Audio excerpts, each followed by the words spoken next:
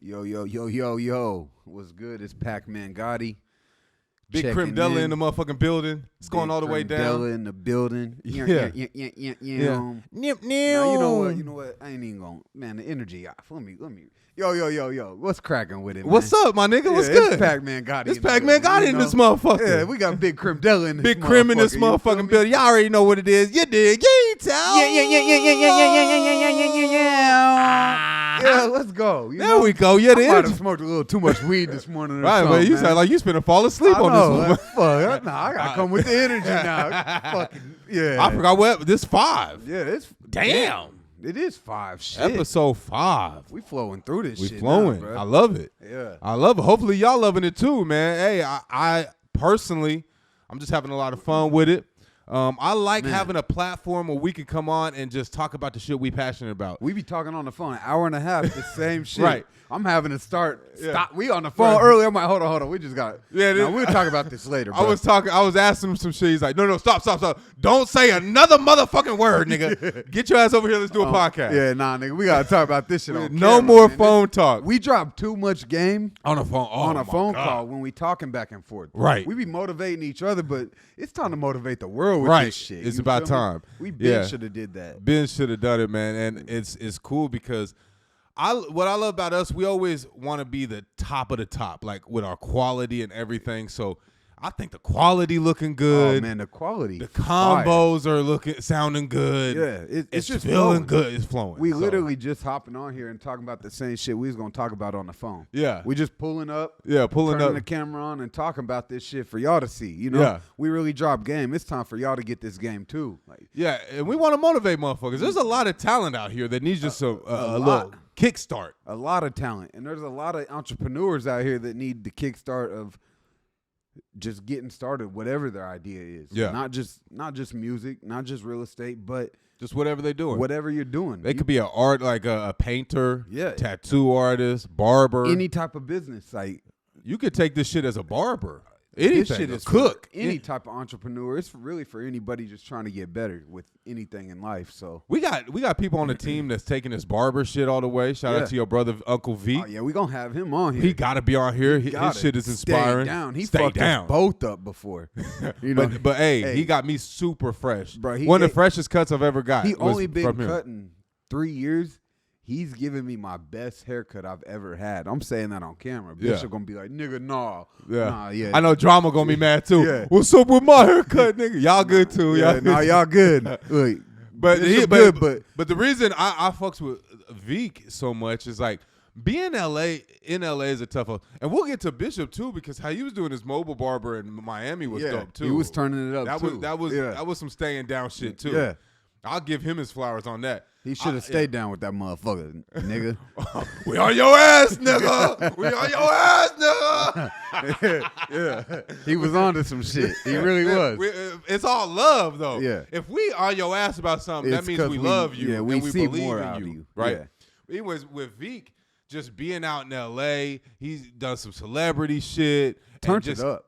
Turn it up. And so here's what I like when I go to a barber shop, it's not just a cut. He had me in there shampooing my shit. Massaging the scalp while he giving me the haircut. Right, just like really pampering a nigga at a barbershop. Yeah, provided a service. Right. And whether his cut is the exact same as the other barber, it's like we was talking about that one podcast, you and another manager. It's some hustle plays. Exactly. Diving for the ball. The Draymond, right?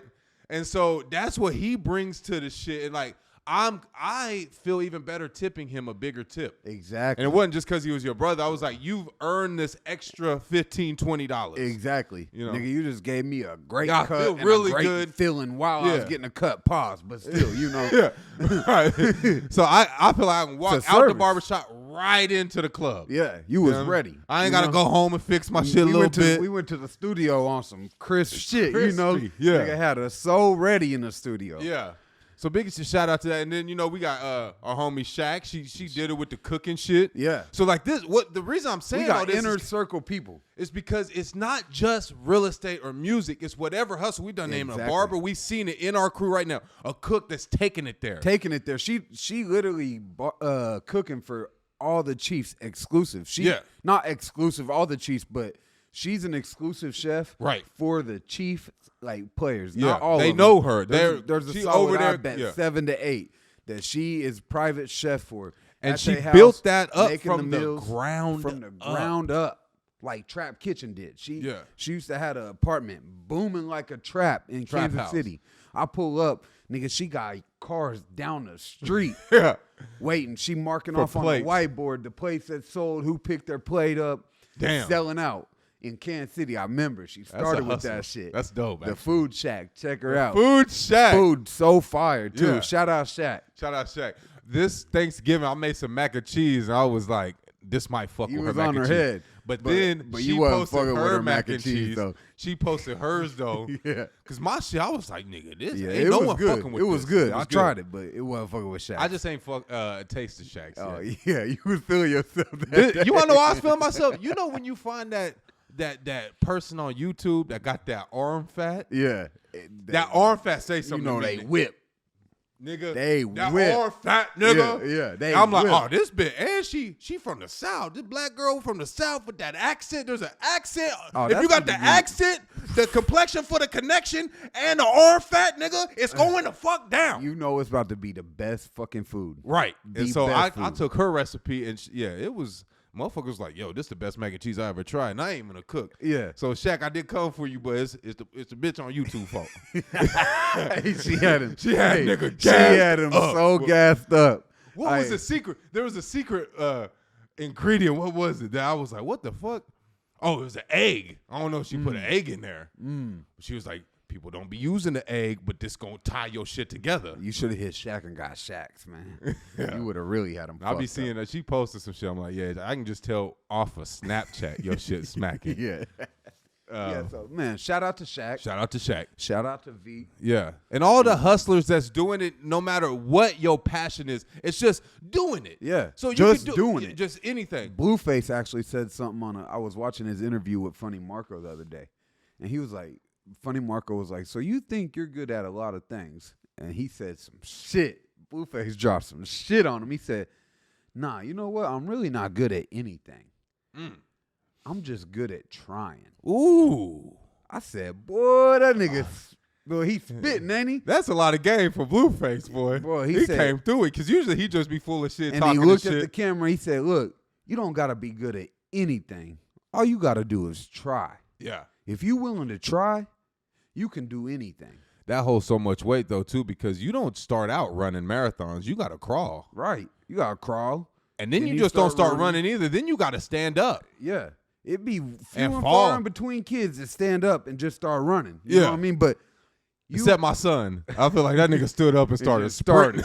He run everywhere on his toes, too. Right. On his tiptoe, nigga. Sneaking out of bitch house. Nigga, why you always sneaking out of bitch house on your tiptoes, nigga? Right. He be on his tippy toes running. But yeah, Blueface said that he dropped some game. I was like, that's facts.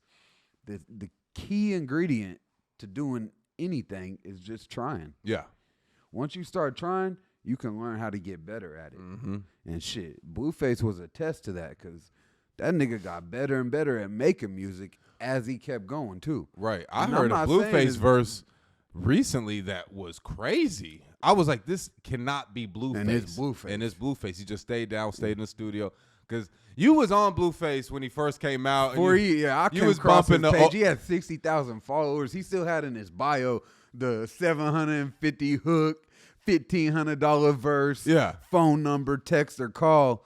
Nigga, Tatiana was just starting to catch traction around L.A. Like, I remember we met this girl named Tatiana, and she was sharing it a lot on her story. Yeah.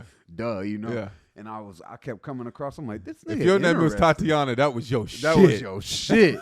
But I'm like, who is this nigga? Something about him just stand out. I was on him. I was telling everybody. Yeah. And I hated it. Hell no. We be in the car with you. You be bumping. I'll be like, what the fuck is this nigga listening to? You seen it, though. Like, you have a different ear for music. That nigga was like, bitch, shut up and suck this big thing. I'm like, oh, yeah, nah, this nigga different. Yeah, he talking shit. This nigga different on the mic. Pause. I think just as an artist, though, like, I like a rapper. Yeah. You know, so I don't give many people a chance if they're not rappers, and you give more chance because you just listen to it differently. Yeah, no, you can hear like someone that's like, oh shit, they about to take off. There's like, some clever shit in how you can see delivering. the vision deeper than some artists. Yeah, and that's facts. what you're supposed to do. Yeah, no, I done came across a lot of dope artists that have no vision for themselves, and I just unfortunately I have to move forward because I'm not in a position to provide visions for artists right now. Right. That's a whole different ballgame. You know what I mean? Yeah. But visions for sale. One of these days, you know, I'll sell you niggas some dreams too, you know? That's for way later on. Yeah. And shit, if you do the work, them dreams will come true. You don't, though. It might just be a soul That sound like something for me because I've been selling bitches dreams for the longest. You feel me? Well, I'm the king of selling a bitch a dream, boy. Boy, nigga, you used to sell some dreams. I used to lie I'd be broke that motherfucker, sell a bitch a dream like I was breaded up. Stroke and never hit her again. Where'd that rich nigga go? I don't know where that rich nigga went. He was never here, bitch. He was never here. Forget I was even here, bitch. Poof, be gone, nigga. Drop some dust, nigga, disappear. Yeah. So, yeah, I might start selling dreams. I was so good at it. Nah. But yeah, man, you know. Yeah. Damn, I lost thought. Well, no, I was about to just go into this. You know, we was talking about the hustlers and just getting started. And, you know, what I love about our podcast is, you know, I'm in the real estate and the music, and you're really, like, dug into the music. And so you know the business versus I'm just an artist. I can help someone, like, write a verse or, like, record, give them studio. Facts. But if they ask me something about the business, I refer them to you. Right. You know, I refer, hey, Crim, can you give me some advice? Man, holla at my dude Pacman. Yeah. You know, so let's say there is an artist or a manager and an artist or whatever. They got the music sounds good, great quality, all that's taken care of. What steps now do they have to go forward to building a fan base, making some money? You know, because as an artist like myself, I went the longest recording good quality, but wouldn't make $1. Yeah. Didn't know what else to do. I was, you know, okay, well, I post on Spotify or whatever, but can you break down like a step-by-step on what an artist or, so you know. are they already putting music out? It's just let's say they got good quality and they're putting it on all platforms. Okay. But that's it. That's it. There's nothing there, but there's good quality music. It's good music. Good music. Putting it out. Yeah. There's no structure. Right. If you're an artist, the first thing is keep doing what you're doing. Off the rip, you're already doing more than most. You're actually putting ideas out. So they're ahead of the game. Ahead of the game. If you're recording good quality and putting the music out, you're ahead. You're ahead of 90% of dope artists. Wow. So if you're watching this, that should be some motivation. I bet most people watching this is ahead of most of the competition. Exactly. Just from having good quality and putting it out. Putting it out. Okay. Okay. So the next, you want to get real business technical, you should structure an LLC with either your name or a label name. If you're a manager and you want to come in as a partner with an artist, get with that artist, figure out a dope label name, and structure that LLC with you and the artist as the owners. Now that artist is now a CEO and an artist, but you're handling all the business side. Let the artist be the artist. If you're an artist, you don't have a team, you don't have a manager, just go start your own LLC under your name. Put your artist name with LLC at the end of that shit. Start it up. Now release all the music under the LLC. Go to DistroKid, United Masters. Set up a pro account so you can really have a better chance of distributing your music. And I would start getting on a search to find an attorney. I'd find a music attorney. You want to really make this real? So when you say an attorney, you said a music. There's a difference between just a regular attorney and an entertainment attorney. I found that out when we started Global Hustle. You know, I'm trying to make sure my investment's safe, everything. I'm reaching out to my criminal defense attorney. Yeah. He's like, I can't help you. You need an entertainment attorney. I'm like, entertainment attorney? Right. That's There's an entertainment attorney? He's like, yeah. Yeah. So I'm just Googling entertainment attorney. So I was just going to start cold calling entertainment attorney offices and just figuring out who would take us and what I would need to get what I needed done. I was blessed by my pops to shout out my pops. He was able to make a connection for me to find an entertainment attorney off of a personal reference, and that's how I got Bernie. But the next step I would say, if you're wanting to actually make this real, keep putting the music out, get the business structured, find an attorney. Once you have an attorney on board, you don't even need to put them on retainer or nothing. Just make the connection so you have an attorney ready to call for when things start to happen. Gotcha. You're going to have producers giving you producer agreements. If you don't understand the language in some of those contracts, it's worth it to pay an attorney to read through that. If you're doing features, you might have something blow up randomly and labels come calling. If you have an attorney on your team already, you're all the way ready to go to war. Yeah. And not sign no bullshit. Not sign no bullshit. Not get scammed or, yeah. You have an attorney on your team. So the attorney is helping you not sign a fucked up deal that turns you into a slave. Off the rip. Yeah. Off the rip. So that is important because I think as artists, we're really hungry to sign a deal. Yeah. And because we think once we sign a deal, we've made it or we're taken care of for the rest of our life. And that's not how it happens. A lot of times artists will sign a deal and their career's fucked. I've seen it ruin careers. Yeah. I think I said that in the other episode. If you sign too early, it can ruin your career. Right. You know, it's all about timing. So just make the connection, have an attorney at hand, ready to call, and then get with your team and start structuring an actual rollout plan. And what do you mean by that? Figure out, are you going to roll out multiple projects a year? Are you going to roll out one project and multiple EPs? Are you just going to focus on singles? Okay. We're in a singles era. Yeah. If you're just starting out, my number one suggestion is just roll out singles and see what build catch. A fan base off of singles.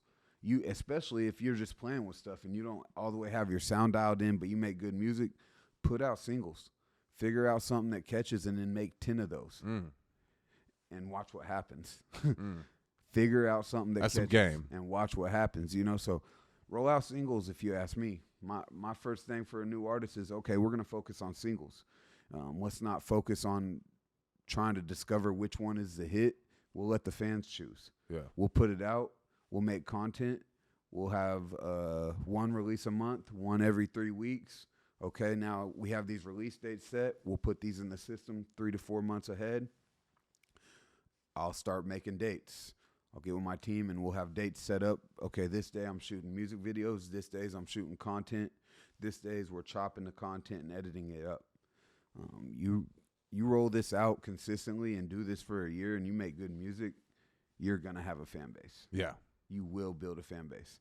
You may become Ice Spice. You may become biggest Drake in that year. You may at very minimum develop into independent artists with 1,500, 2,000 fans. And then you can start actually focusing on monetizing those fans. Gotcha. But the first step is actually just figuring out a structured rollout plan and sticking to that. That ties your music with your social media. Absolutely. Yeah. You have to use social media as the commercials. Yeah. You got to look at social media kind of like TV shows, right? Right. When you're on a television, when people get on, they're like, all right, I'm going to scroll through channels. Yeah. Figure out what I want to watch. You know, that's your Instagram, your YouTube. And then you get to YouTube, that's like a Netflix, you know? Yeah. That's a channel within channels. Yeah. Channels within a channel, you know? So you got to look at social media as the way, that's the free tool to get your commercials out. Your content is the commercials promoting your product. Your product is your music. You got to really look at this like a business if you want to make money from it.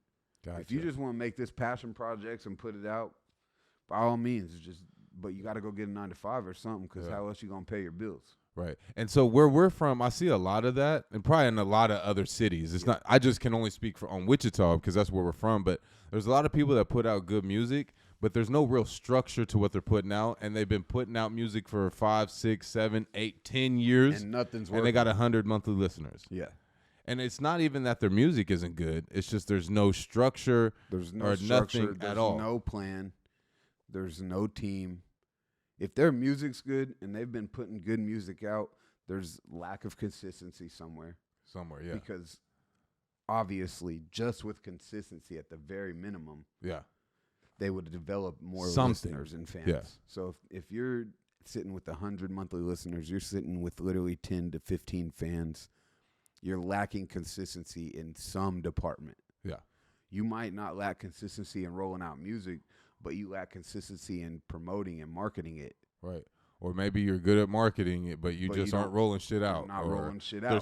There's something missing. There's a lack of something, and at the root of that lack is consistency. Gotcha. For sure. So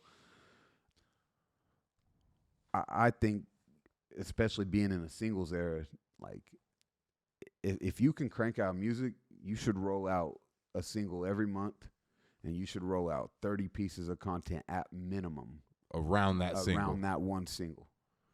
You really are able to turn it up. You have the time or the work ethic to put this shit in. Roll out 50 pieces of content per single and roll out a single every 3 weeks. Now you're getting about 60 pieces of content in per month promoting these singles. If the music's good, the fans is going to listen. Yeah. And there's 8 billion people out there. All you need is 5,000. All you need is 5,000. That is so dope to me. Get you 5,000 fans. 5,000 fans, you can live forever. Yeah. Not live forever. Yeah. But you can live off of your music forever. Yeah. If you have 5,000 diehard fans. Yeah. Yeah. That's all you need. Right. You can monetize and make $1 million a year. That's enough to pay your team out, live comfortable, and create art for the rest of your life. Doing what you want, not working for the man in the motherfucking hamster wheel of absolutely the rat race. It's really that easy. It really is. It's like we're in a day to where it's easier than it's easiest ever been. Yeah, I agree. Develop a fan base in music and monetize it. Yeah. So, one thing we're doing, we're bringing like the Crim Dela shit back that I'm really excited about. I'm beyond ecstatic. Yeah, we got like great music. We got Gabe on the team that's recreating a lot of sounds for us. The craziest producer I've ever worked with. And literally. And we worked with them all. We've worked with a lot now.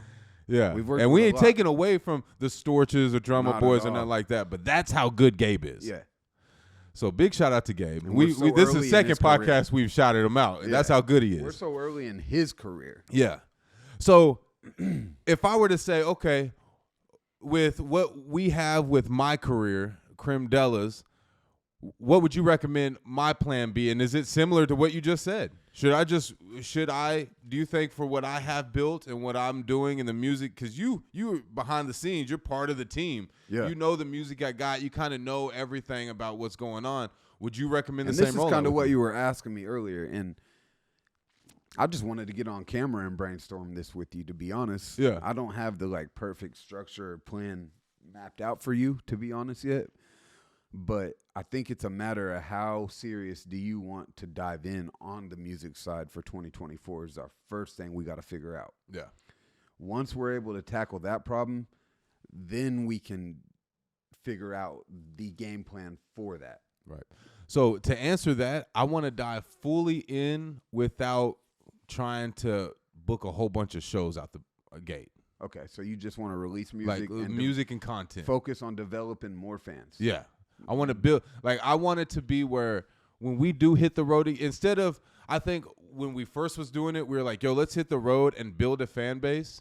And we did. Yeah, we were hands-on selling merch and all that. We hit a city. We got 20 new fans from here. Yeah. At least 10. I remember we hit Nebraska. There's some people from Nebraska that still tap in with me. Yep. Maybe we only got 5 or 10 fans. Yeah, we were hands-on with it. We were kind of still getting the old school guerrilla way. It was the old school guerrilla way for sure. Yeah. And I'm not taking anything away from that. Just my situation's a little different now. Absolutely. And so I know the power of the internet as well. And how we were doing it, even though we knew the power of the internet, we weren't acting like we did because we want to take it serious on the internet. You want to build the online presence. So that way, when it's ever been built. Yes, and then when we are hitting the shows, it's like our fans are saying, "Hey, come to Seattle." Hey, exactly. And we're like, "Okay, we have pre-sales in these cities." And you want to do this indie? We're not trying to get signed. Yeah, we're not trying to get on nobody's record label. We're trying to build an independent fan base, 5,000. I'm trying to build 5,000 fans online. Okay. So with that, we got 2 perfect models. We got a Russell and we got a Russ. Russ, focuses more on singles, rolls out singles a lot less. He rolls out singles consistently, but he rolls out a lot more content around the singles, focuses on the content, kind of lets the fans decide what singles are the hottest, and then rolls out a project around those singles. Tours after that. He's always kind of just rolled out the singles model, if you look at from the beginning. Yeah, and his story even says that, how he did the 100 singles or whatever. Singles. LaRussell cranks them out. LaRussell cranks out projects. He's rolling out 6, 7 projects a year, 8, 9 projects a year, you know? And then taking songs from the project. From the projects and rolling out a fuckload of content around each project. He'll just go pick a random song off a project, I feel like, turn the camera on with his crew, and make content that day. So, with them 2 models, you could either take a piece from each and make your own, or you could literally just pull a card from one of those models and we could run with that. So that takes it back to how much do you want to put in? You know what I mean? How much effort and energy do you want to put in to the rollout? Right. Do you want to focus more on getting a lot more music out and then just picking out random songs to make a lot more content to random songs? Or do you want to focus on dialing in a way more content but having singles roll out consistently? So I know there's not a right or wrong answer to this. What would you recommend, though? I would say, because as an artist, I think just the artist, and me and Damien had this talk too. We as artists, we love like projects. Yeah. You know, and dropping an album and like having like this whole feel of an album. And I have albums stacked up that all they need is like mastered. They're ready to go though. Right. The production, we could drop 4 albums without any new music, and it's music I like. I was just about to say, is it music you like that you want the world to hear? So here's the thing. So I think what I used to get caught up with is this song a hit? Yeah. Is the world gonna love this song? And that keeps you from dropping music. I think that's a problem that we have with Damien sometimes. Yeah. Is he'll fall into that, like, should I release this for the world? When we love it. Yeah. You know, or it's like he flows his best when he's just releasing and not worried about what's a hit. Exactly. For sure. And so like I prefer, as just a fan of Damien, to just drop everything. Yeah. Because when he doesn't, there's songs that we really like that he's not dropping. Right. There's songs that I don't think he'll ever drop because he just no longer likes it. Yeah, it's too late. It's not that he even no longer likes it. It's just he's off the excitement for that. Yeah. Right. And so with me, I think I have a lot of music that I still really like, but maybe in the back of my head, I just like will think, well, maybe it's not what people will like or something like that. So do you think if I like the music, I should drop it? Yeah, if you like the music, you should drop it. Okay. Because you're trying to build fans that like what you like, right? Mm-hmm. The like. So if I like it, then there's someone that's going to like it. There's someone that's going to like it. Okay. So, yeah, I think you should drop it. I think you could maybe, like you said, there's no wrong answer. So maybe just pull a card out of each of them. Like, fuck it. I might go ahead and roll out a lot of projects. And I might go ahead and just focus on a few singles from the projects that I make the content around. You might just start rolling out singles every 6 to 8 weeks and just rolling out a lot of content around those singles, you know? That sounds like the smartest. That would. Rolling out the singles in a bunch of content. Because if I'm trying to build an online fan base, like I was saying, without the show, like when I think of it, what I'm wanting is more of the singles and a bunch of content. Because the other way is like, yo, well, let's hit the road, let's do some shows. Because that's kind of what LaRussell's doing. He's dropping albums, but he's doing like shows. I don't know how much shows he's doing. I see him like in Houston and random spots. He focused more on content. Yeah. So he either had a fuckload of material recorded or he literally just cranks that shit out. Yeah, that's what I like about Larry June too. He's just cranking shit out. He cranks shit out. They roll out and a I'm lot not of even mixtapes. You know, I'm real. Yeah, I fucks with Larry June, but it's like I don't fuck with everything. There's just like some random shit out here in the car that you be bumping. I'm like, damn, this is dope. Yeah, But it's weird. And once again, this isn't hate. I love his hustle. But when I put on a Larry June, it's so hard for me to find a song that I like. I have to be in the car with you. You know all the good shit. Yeah, but what that tells me, he's just rolling out what he likes. He's not giving a fuck what Crim likes. He don't give a shit what I like. Who gives a? I don't care what Crim likes. I don't care what he. And so that kind of is inspiring to me of just like dropping some content because – someone gonna like it. Yeah. Larry June actually don't live off of content. He live off of just putting out the music he fuck with.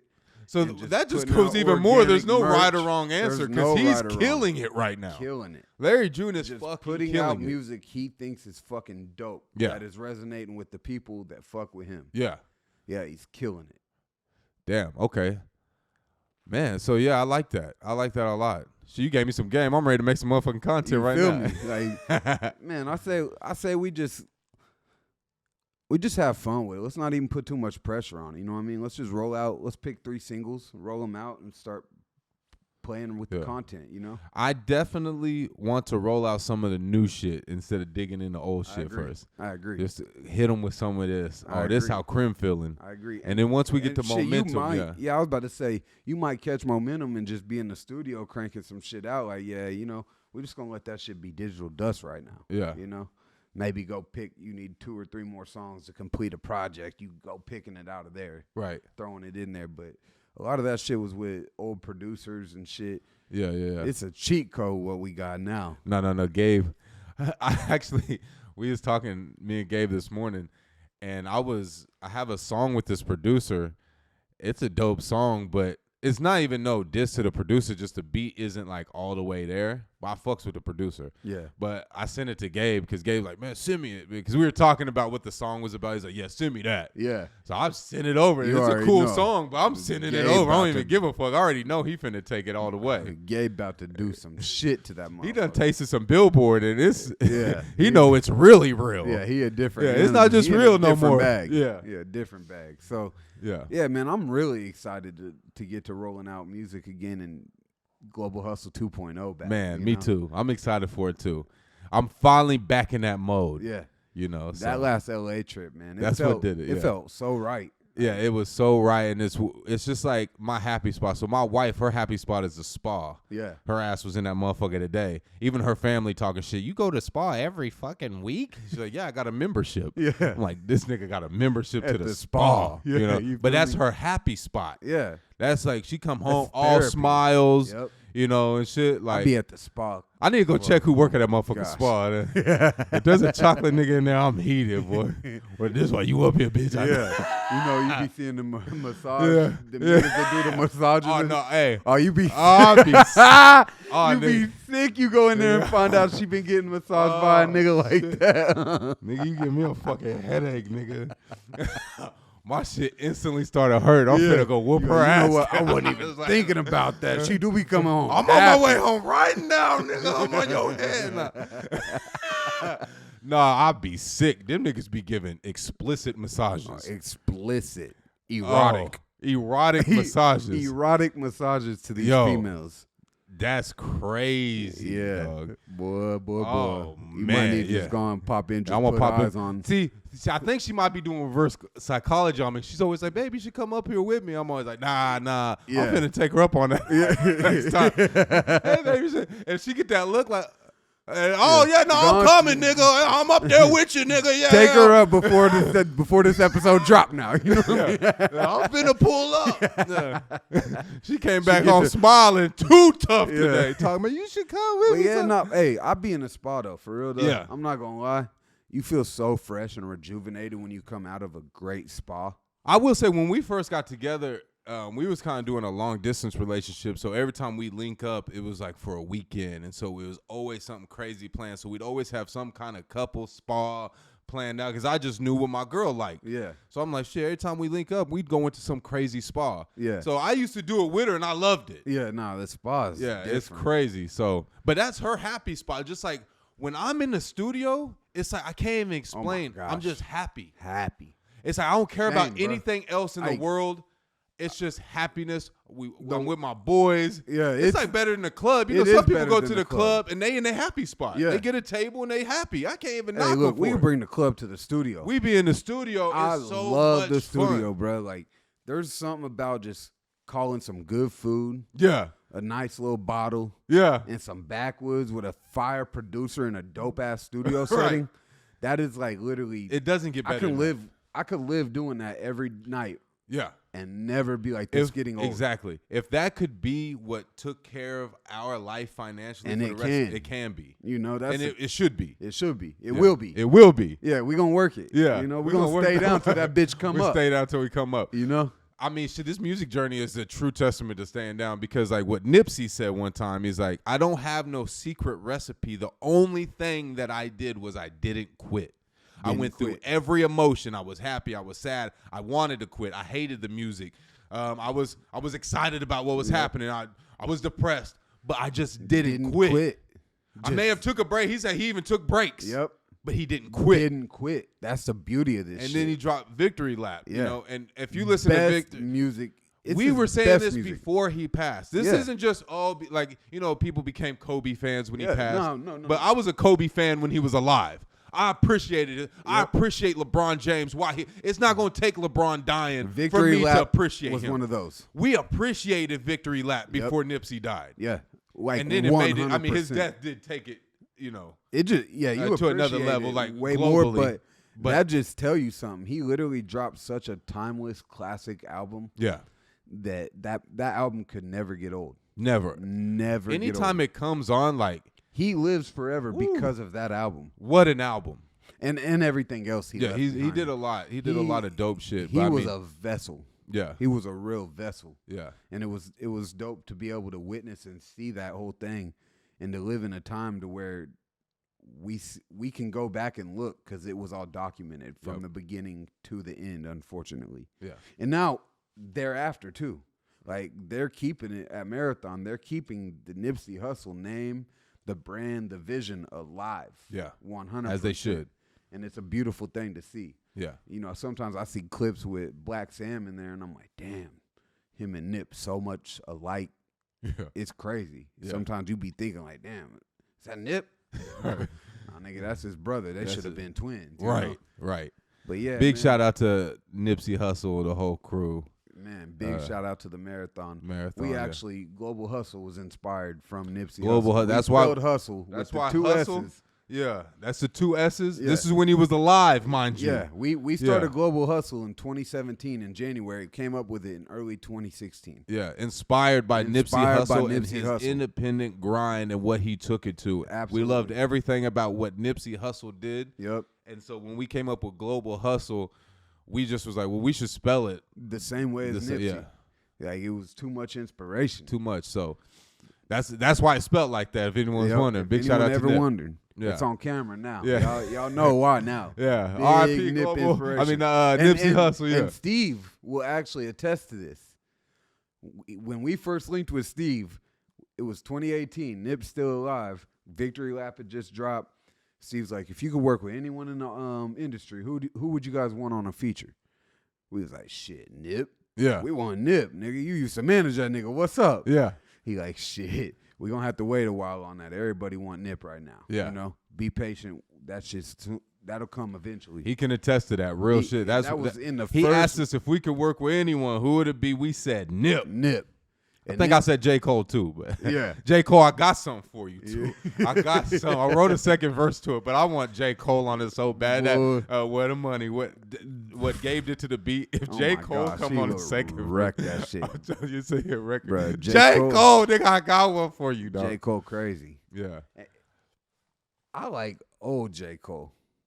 Like I'm throwback 2012 when he was in like kind of an R&B bag.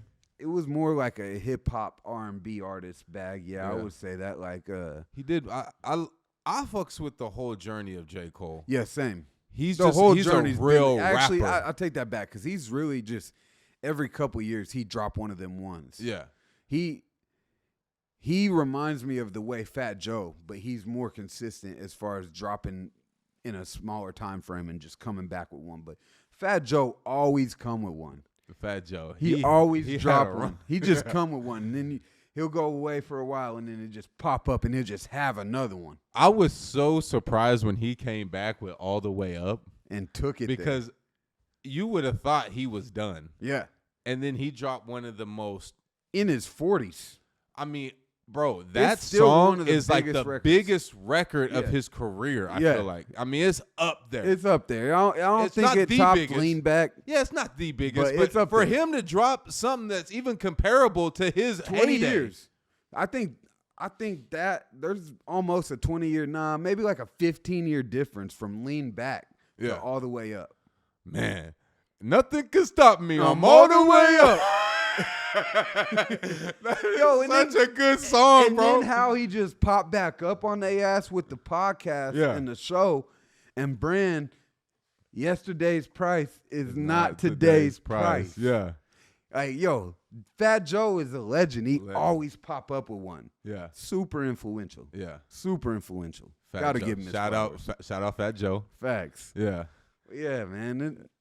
And this music shit, bro, we going to turn this shit up. I'm excited. Yeah, I'm excited. I'm really excited. And this is why I'm really excited about the podcast, because finally, instead of like having all these excuses about, oh, we should have the cameraman for a vlog, oh, we need more vlog, we are documenting this entire journey. The whole journey. As we go and as shit happens, we have our brand now. We're resetting right now. Yeah, our podcast is going to document our entire journey. Absolutely. For the world. It's our shit, and too. As this shit grows and our revenue grows and we're able to hire a cameraman to vlog us on the road and all that, we're going to have this. All the adventures is now on camera from here on out. I'm excited, man. I'm excited for it. It's Global Hustle 2.0. All off the muscle, man. Global Hustle, all off the muscle. If we don't trust you, we going to bust you, nigga. Shout out Will the Rapper, Will the Rapper He gave us one with that, dude. Yeah. Man, that's what's up, man. I like it. Shit, we gonna wrap up this episode 5. Yeah, real quick. I want to implement something. Pull out your phone real quick. Pull out your phone. I'm gonna do. We're gonna call it a minute of motivation. A minute of motivation. Let's do this. Let's do it. Yeah. So just put your timer on. I got my phone out. Put your timer on. Put the timer on. Okay. And then when you start, I'm gonna look at this camera. One sec. And I'm gonna just give them a minute. A minute of some motivation. Yeah. And we gonna. And I'm just freestyling too. And we're gonna start doing this every. Whether episode. it's me, whether it's you, if you feeling something. Facts. Yep. You know, we gonna throw in a minute of motivation. I got you. All right, I'm gonna put a minute and 3 seconds on the timer, so you see 3, 2, 1. Okay. Yo, look here, man. You can walk at any pace, right? When you're walking down a sidewalk and you walking by someone, you walking at a faster pace, but are you going to slow down with that person to talk to them? Or are you going to force that person to speed up at your pace? See, a lot of people will get around the wrong people and slow down to their pace. Nah, not around here. If you want to be in my circle, if you want to be a part of my team, you got to speed up to my pace because we got somewhere to go. We got places to be. Don't let someone that ain't as motivated as you justify how quickly or how slowly you get to that destination. You got greatness within you. You can do everything that you believe you can do. But if you slow down to another nigga pace, it can ruin everything. Some motherfuckers on a different time. Some motherfuckers have a different schedule and plan, right? You got to be dead set on your plan. You got to be dead set on your speed, what you doing, where you walking to. So let that resonate and be great. You dig? Yee, tell them. Little something for you niggas, you know what I mean? Killed it. Yeah. Minute on the dot. Talk about a freestyle. Yeah. Hey, and that'll do it for today. Yeah. Good wrap up. Yeah, it's a good wrap up. Good wrap up, man. We had a great conversation today. I like it. It's going all the way down. It's your boy Crim Dela Crim with my guy Pacman Gotti. We'll see you next time. You dig? Yee, tell them. Bitch.